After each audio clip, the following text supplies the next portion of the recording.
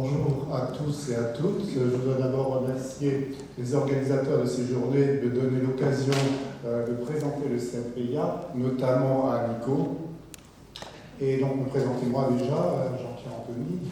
Je ne suis plus en activité actuellement. J'ai été pendant 10 ans directeur d'école d'anesthésie de Strasbourg et aussi président du CEGA. Et c'est à ce titre, effectivement, que j'ai participé notamment à l'élaboration de ce programme que les étudiants qui sont ici subissent, entre guillemets, encore actuellement, mais à cette maquette que je trouve vraiment, j'en parlerai peut-être un peu plus tout à l'heure, que je trouve vraiment bien adaptée à une formation professionnalisante. Et j'insiste sur le côté professionnalisant de notre formation. Vous dire aussi que moi, je suis alsacien. Donc, je viens de Strasbourg et je trouve qu'il y a des points communs entre la région lilloise et la région strasbourgeoise. D'abord, vous êtes adossés à une frontière, comme nous. Vous, c'est la Belgique, nous, c'est l'Allemagne. Et on a, je pense que je l'ai encore, plus un accent. Vous avez l'accent ch'ti, moi j'ai l'accent alsacien. Alors, je ne sais pas s'il se ressent encore, mais j'ai connu dans ma jeunesse où on nous disait que c'était un peu mal vu d'avoir l'accent alsacien, alors que maintenant ça renaît encore beaucoup. Je ferme cette parenthèse. Je vais m'associer à cette présentation qu'a fait Nico, qui est d'ailleurs très bien, il n'y a plus grand chose à ajouter, mais j'en profite pour présenter le CNPIA. Je ne suis pas sûr que tous connaissent cette entité qui est relativement récente puisqu'elle date de 2019. Elle est issue d'un cadre réglementaire qui a été mis en place petit à petit par la DGOS et qui a démarré en 2015 pour se clore en 2019. Et en 2019, a été décidé effectivement que dans les professions non médicales, et dans les professions médicales d'ailleurs aussi, il y a un CNP par diplôme, et pour chaque spécialisation, un diplôme, un CNP également. Donc, lorsqu'il y a plusieurs diplômes dans une profession, il y a autant de CNP. Et ces CNP vont avoir des fonctions que je détaillerai un peu plus longuement tout à l'heure, mais sans trop aller dans les détails. Actuellement, donc, il y a 5 CNP recensés dans la profession infirmière. Donc, le CNP IAD, le CNP infirmier pour les infirmiers généralistes, le CNP IBOD, le CNP des infirmières puéricultrices et le CNP IPA, qui est le dernier né. Et donc, entre présidents de CNP, nous avons régulièrement des contacts sous forme de visioconférence, hélas en ce moment, mais nous essayons de nous voir aussi en réel. Le CNPIA a été créé, c'était le premier CNP infirmier qui a été créé. Ça, c'était quand même, on a fait une sorte de course contre la montre. Donc, il a été créé le 19 avril 2019 avec les statuts, règlement intérieur. Il a été reconnu comme association le 4 mai 2019 et reconnu par arrêté de la DGOS le 21 août 2019 avec 2 associations constitutives qui sont le SNIA, Syndicat national des infirmiers anesthésistes, et le CEGA, le Comité d'entente des écoles d'infirmières. Alors, vous allez vous dire, qu'est-ce que c'est finalement un CNP ? Je dirais plutôt, je répondrai par le négatif, qu'est-ce que ce n'est pas ? Un CNP n'est pas un syndicat, clairement. Un CNP n'est pas non plus une association standard, c'est une association reconnue par la DGOS comme interlocuteur. Et ça, c'est important, et ça lui donne une légitimité.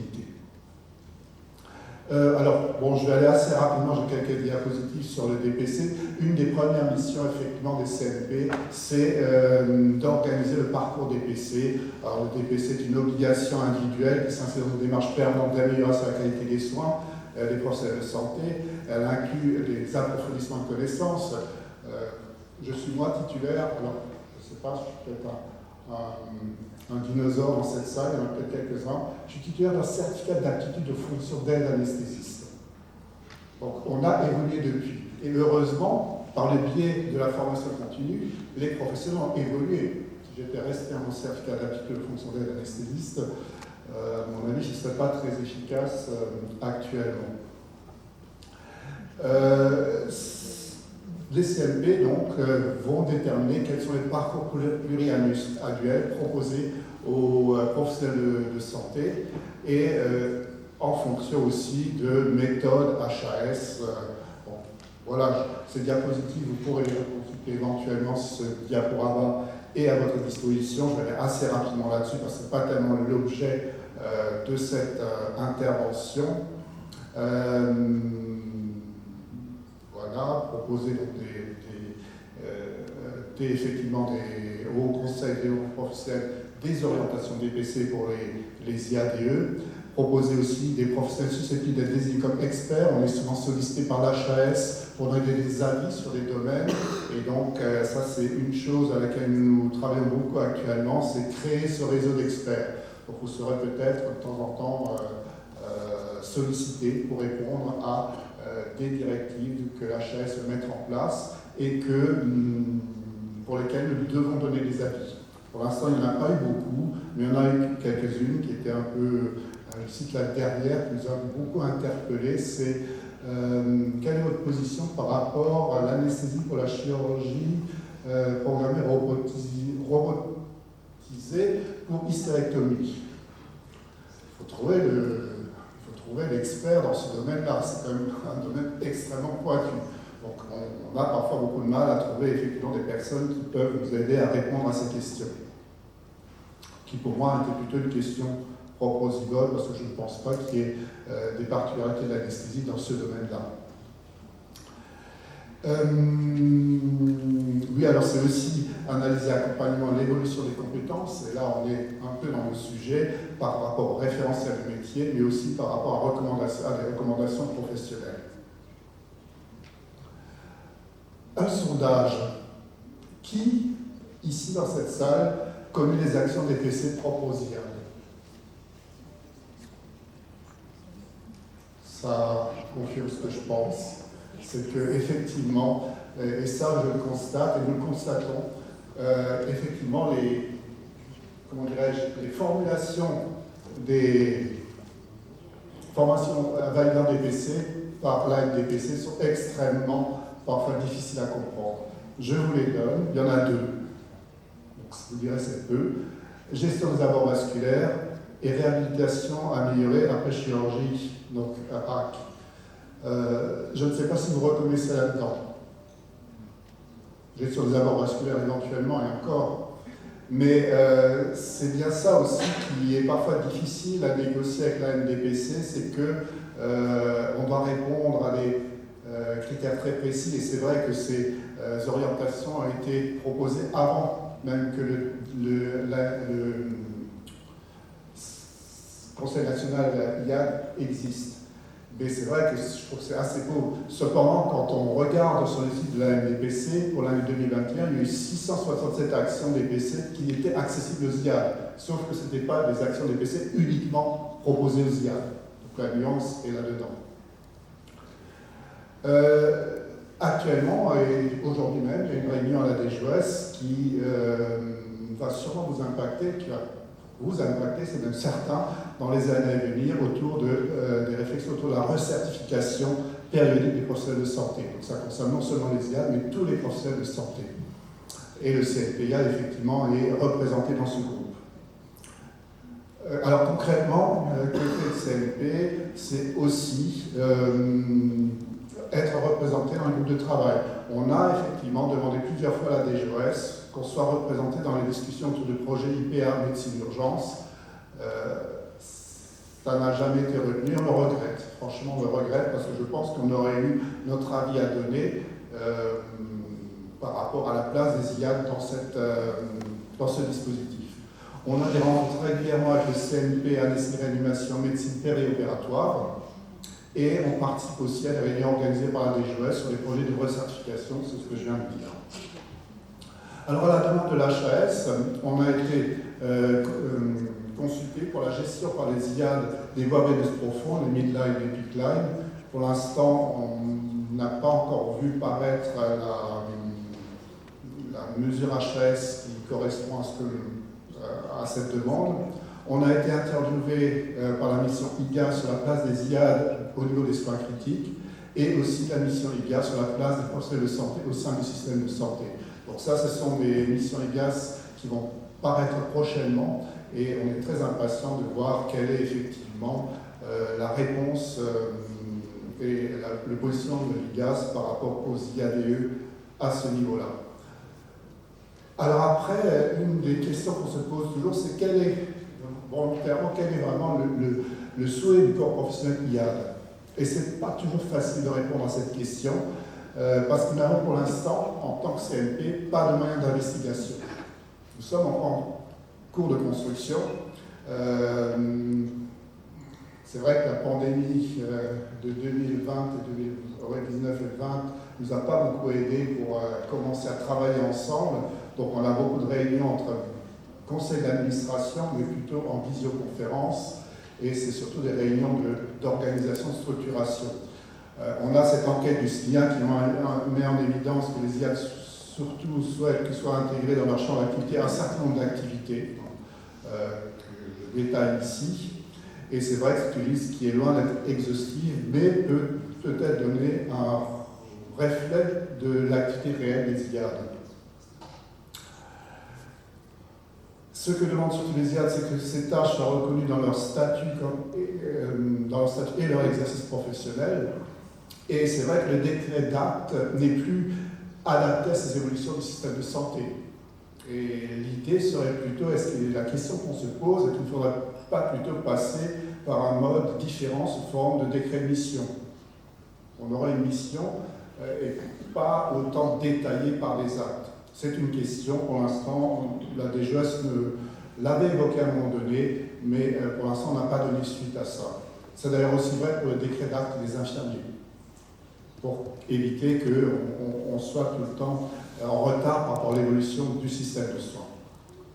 Après, quel statut? Clairement, et ça je crois qu'il y a un rejet pour être assigné au statut d'IPA. Ça c'est relativement général. Ce qui est surtout évoqué, c'est effectivement le statut d'auxiliaire médicaux en pratique avancée ANPA. Moi je regrette une chose, c'est ce statut d'auxiliaire médicaux. Dans le Code de la santé publique, on est classé comme ça. Je pense que c'est intéressant parce que je pense que la sémantique a une importance, qu'on puisse un jour évoluer dans le statut, dans le Code de la santé publique sous professionnels de santé non médicaux, plutôt qu'auxiliaires médicaux. Je trouve que cette notion d'auxiliaires médicaux nous classe dans une certaine catégorie qui n'est pas toujours évidente. Il y a un certain nombre de professionnels, des associations, qui revendiquent le positionnement en profession médicale à compétences limitées ou profession médicale intermédiaire. Ça a été évoqué à un moment donné. Clairement, cette expression revient régulièrement dans le discours. Clairement, le CNPIA ne retient pas cette option. Pour nous, la collaboration avec le CNPA est essentielle pour renforcer ce binôme médecin anesthésiste et infirmier anesthésiste. A été évoqué à un moment donné aussi par une députée, Madame Annie Chapelier, la proposition devant la Commission des affaires sociales d'infirmières cliniciennes spécialisées. Ça correspond effectivement aux préconisations de l'ICN telles que les a évoquées tout à l'heure Nico. Ce statut aurait pu être inscrit dans le projet de loi amélioration et simplification du système de santé à côté de celui des IPA, et cette proposition n'a pas abouti. Clairement, elle n'a pas été retenue. Ce qui fait que entre AMPA, entre IP, ICN, à un moment donné, on se disait mais comment est-ce qu'on va sortir effectivement de cette question statutaire? Quelle solution on va trouver? Pour l'instant, la question est vraiment encore ouverte, mais on a des pistes de réflexion autour d'un élargissement du périmètre des compétences pour les IAD, et c'est des pistes de réflexion qu'on a partagées dans un premier temps avec le CNPA Pro, qui tourne autour du domaine périopératoire, avec des compétences élargies dans la gestion de l'anxiété, des moyens non médicamenteux, l'anxiété périopératoire, avec éventuellement une consultation d'anesthésie à côté de la consultation médicale ou en complément de la consultation médicale, ce qui se fait dans certains services de pédiatrie déjà. La gestion de la douleur post-opératoire en SSP, mais peut-être éventuellement aussi le suivi de ces patients en unité d'hospitalisation. La prescription limitée, oui, Nicole l'a évoqué aussi tout à l'heure. Je vous rappelle que dans notre référentiel de formation, dans une des UE, il y a un cours qui s'appelle et qui est intitulé tel que dans l'unité prescription limitée pour les IAD dans le cadre des pratiques avancées. Pour l'instant, moi je fais régulièrement ce cours à l'école d'IA de Strasbourg, c'est une coquille vide, il n'y a rien dedans pour l'instant. Le suivi des patients post-opératoires en réanimation, l'idée c'était d'affirmer le leadership IAD dans les unités de réanimation, à côté du cadre de santé, qui souvent, lui, est très essentiellement dans des tâches essentiellement administratives, et ça pourrait être une aide auprès des équipes dans des situations soit complexes, ou un accompagnement des formations de nouveaux agents. J'ai moi-même, en 85, exercé pendant 2 ans en réanimation, et j'avais ce rôle un peu particulier, tout en étant en travail d'équipe. Ça peut être une option éventuellement. Naturellement, dans le domaine de l'urgence, leadership dans les salles d'urgence vitale, historiquement, les IAD ont été présents en préhospitalier dans les SMUR et SAMU.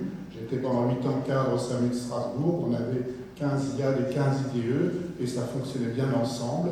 Je pense que ce rôle n'est pas incompatible avec l'exercice d'IPA médecine-urgence. Je suis persuadé qu'il y a la place pour les deux, et que c'est une question de collaboration et de bonne entente.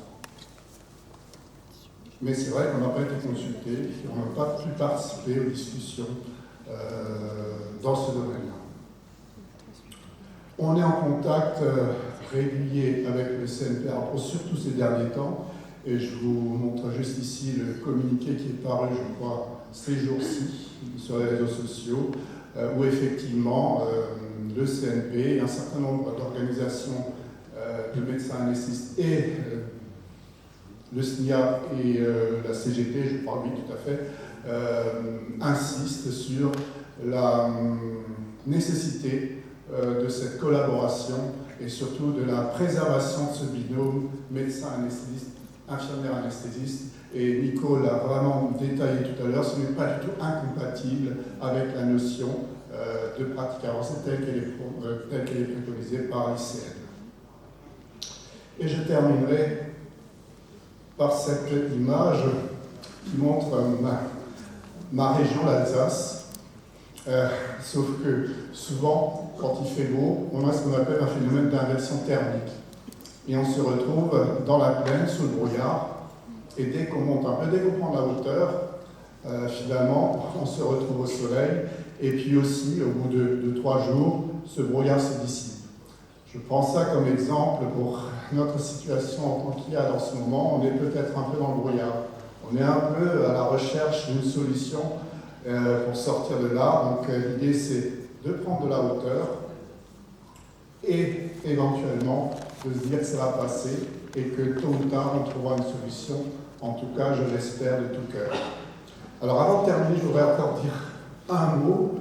D'abord, j'entends de temps en temps, ils disent oui, mais vous n'avez qu'un grade master, alors que ces cas ont un master universitaire. Moi, ça me fâche, parce que je trouve que notre maquette de formation répond totalement à ce qu'on entend par une formation professionnalisante de type universitaire. Et elle avait été, je peux le dire, parce que j'étais à ce moment-là en discussion, enfin, je participais à ce groupe qui a élaboré cette maquette de formation, et je me souviens très bien que les universitaires qui pilotaient ce groupe de travail trouvaient que c'était vraiment très intéressant. Donc maintenant, 10 ans après, on entend des échos comme ça. Oh oui, mais ce n'est pas vraiment une maquette universitaire, parce qu'elle ne répond pas aux critères d'un master universitaire en citant les IPA. Moi, je trouve ça dommage et franchement, ça me nave beaucoup. Parce que je trouve que les étudiants qui sortent de nos écoles sortent en étant des professionnels qui peuvent très vite être opérationnels. Et c'est pour ça que je leur tire mon chapeau à chaque fois. Et dernier point, je voudrais tirer mon chapeau à la promotion qui va sortir actuellement. Souvent, on entend aussi dire, oui, c'est une promotion Covid, c'est une promotion sacrifiée, entre guillemets. Au contraire, moi je trouve que c'est une promotion qui a montré la faculté d'adaptation qu'ont les IAD, et vous avez vraiment fait honneur à notre profession. Je vous remercie pour votre attention.